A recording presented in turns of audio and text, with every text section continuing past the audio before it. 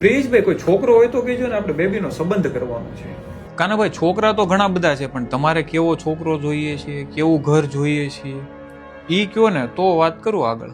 બેબીને 23 વર્ષ થયા છે, તો આજુબાજુની ઉંમરનો હોય તો ચાલશે. 22 થી 25 વર્ષના છોકરા તો ઘણા બધા હોય, પણ તમારે એનું ઘર કેવું જોઈએ છે, ભણતર કેવું જોઈએ છે, એ કયો. જો આપણે નાના ઘરમાં તો નથી દેવું, તો કવડા ઘરમાં દેવી છે. આપણે તો છે ને, જો ઘરનું મકાન હોય, જમીન હોય, પણ ખેતી ન કરતો હોવો જોઈએ, અને એના પપ્પાની થોડીક પ્રોપર્ટી હોય કે શું છે, ઘરે સારું હોય ને, અને નળંદુ જાજી ન હોય, કેમ કે ઘરમાં એ મગજમારીનો એકનો એક છોકરો હોય ને તો વધારે સારું પડે. અને બીજું તો શું છે, થોડી ઘણી મિલકત હોય ને પપ્પાની, એટલે આમ સારું પડે છોકરીને, આગળ જતા દુઃખી ન થાય ને. બીજું તો કાંઈ નહીં, પણ આમ મિલકત જોઈએ છે થોડીક ઘરમાં, અને ગાડીઓ ને એવું હોય તો છોકરી દુઃખી ન થાય. હા, એ વાત છે કે દીકરી દુઃખી ન થાય. તો ગામડે હોય તો ચાલે, ત્યાં મિલકત ને આમ ભરેલું ઘર હોય તો નહીં. છોકરો સિટીમાં ને કાં તો વિદેશ હોવો જોઈએ, બાકી દેશમાં તો નહીં. આપણે નહીં, જમીન જોઈએ છે, પણ દેશમાં નહીં. બરોબર છે, પણ છોકરો તો છે થોડોક મોટો હોય તો ચાલે. એવો કેટલો મોટો છે? 29 વર્ષનો છે, પપ્પાનો ધંધોય છે, સિટીમાં ગામડે જમીન છે, મિલકત છે, ઘરનું મકાન છે. તો વાત કરો. મિલકત હશે તો ઉંમર થોડી ઘણી જાતી કરીશું, બીજું તો શું, આગળ જતા ખર્ચામાં કામમાં આવશે. છોકરો બાર જ ભણેલો છે, પણ પપ્પાનો ધંધો સેટ છે. બેબી એ તો કોલેજ કરી છે, પણ વાત તો ચલાવો, ધંધો છે ને. હું તો વાત કરીશ, પણ કાનાભાઈ મારે તમને એક સવાલ કરવો છે, ખોટું ન લગાડતા.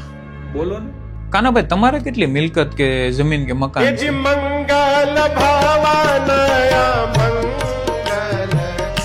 હું તો ભાડે રહું છું, પણ મારી મિલકત ને શું લાગે વળગી?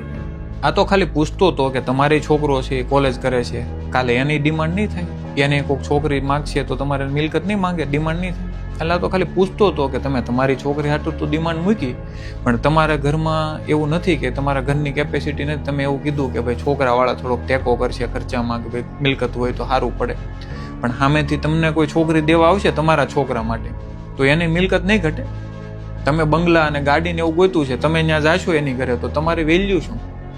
તમે તો મિડલ ક્લાસમાંથી છો, એ તમે હાઈફાઈ ઘર ગોતો, ચાલો એ તો પૈસાવાળા છે, તમારો ખર્ચો એ ઉઠાવી લે છે, બધું કરી લે છે. ખોટું લાગશે, પણ મારું ખાલી કહેવાનું એટલું છે કે તમારું ઘર જેટલી કેપેસિટી છે એની સામે થોડો ઘણો આમ તેમ ગોતો ને. તમે એકેય વાર નથી પૂછ્યું એવું કે છોકરાને વ્યસન છે કે નહીં, છોકરો ખોટા ધંધા કરે છે કે. છોકરાના પપ્પાનો ધંધો સેટ છે, બરોબર છે, તમે વાત કરી એ હું માની લઉં, પણ છોકરામાં આવડત છે કે નહીં? છોકરાના પપ્પાનો ધંધો છે એ તો ઉડી જાય, નો સાચવતા આવડે છોકરાને તો ઉડાડી પણ નાખે. એટલે હું મારે તમને વધારે મોટા છો પણ શિખામણ ન દેવાય, પણ આ તો વાત છે. અને મિત્રો, તમને પણ કે આ કાનાભાઈ તો એક કેરેક્ટર હતું. આપણે બધા પ્રોબ્લેમ છે ને આપણી ઘરેથી જ ચાલુ થાય છે. આ બધી માર્કેટમાં ડિમાન્ડ બહુ થાય છે, પણ આપણે દીકરી દેવી છે ત્યારે ડિમાન્ડ આપણે પણ કરીએ છીએ ને, આવું જોશે, આવું જોશે. આપણી 50 લાખની મિલકત છે ને આપણે 500 કરોડના, 5 કરોડના, 10 કરોડના મોટા માલિક ગોતીએ છીએ. બધાના બાપની દીકરી વાલી જ હોય, પણ એને આપણા ઘર કરતા થોડીક સગવડ સારી દેવી છે, નો ડાઉટ દેવી જ હોય. બટ આપણું ઘર 1 કરોડમાં હોય ને તો સામે 2 કરોડ, 2.5 કરોડ, 3 કરોડ ગોતો, બરોબર છે. 100 કરોડની મિલકત ગોતો છો, પ્રોબ્લેમ આવશે 100%. પછી રોવાના દાડિયા પણ નહીં થાય. આજે ચાલે છે માર્કેટમાં, બધાને ખબર છે. આ વિડીયોથી કોઈ ફેર નહીં પડે, કેમ કે સપ્તાહને કથામાં બધા બાપુ કઈ કઈને થાકી ગયા છે, બધા સલાહ દઈ દઈને થાકી ગયા છે. આ તો એક મેસેજ માટે વિડીયો હતો કે આપણા ઘરની જેવી પરિસ્થિતિ હોય એના કરતાં થોડુંક સારું ગોતો. નો ડાઉટ દીકરીને સારા ઘરમાં જ દેવી હોય બધાને, પણ આપણી કેપેસિટી નથી. આપણો છોકરો છે તો એને કોણ દેશે એ વિચાર્યું છે? કેમ કે એ ક્યારેય નથી વિચારતા, પછી છોકરાઓના થતા નથી.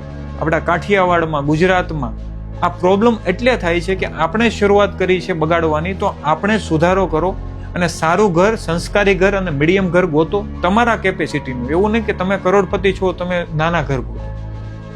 નો ડાઉટ તમને મજા આવે, પણ સંસ્કાર ગોતો, સારું ઘર ગોતો અને વ્યવસ્થિત ગોતો તો સારું. મળીએ એક બીજા વિડીયોમાં. ત્યાં સુધી રામ રામ.